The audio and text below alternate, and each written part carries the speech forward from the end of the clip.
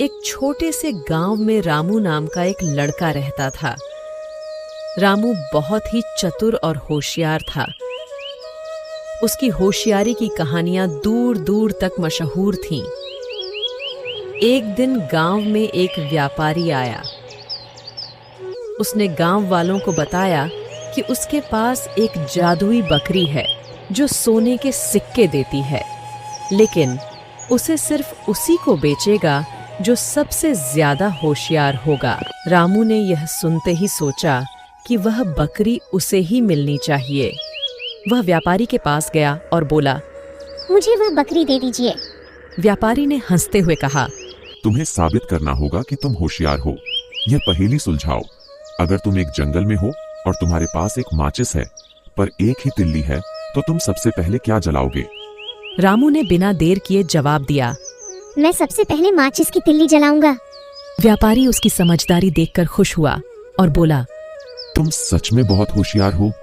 यह जादुई बकरी तुम्हारी है। रामू ने बकरी को घर ले जाकर अपनी मेहनत और होशियारी से गांव की भलाई के लिए उसका उपयोग किया। बकरी ने हर दिन सोने के सिक्के दिए और रामू ने उन सिक्कों से गांव में स्कूल, अस्पताल और पानी की व्यवस्था करवाई। जल्द ही उनका गांव बहुत ही समृद्ध और खुशहाल हो गया। रामू की होशियारी और नेकदिली के कारण पूरे गांव ने उसे सराहा और वह सबका प्रिय बन गया। इस कहानी से हमें यह सीख मिलती है कि होशियारी और नेकदिली से बड़ी समस्या का हल निकाला जा सकता है।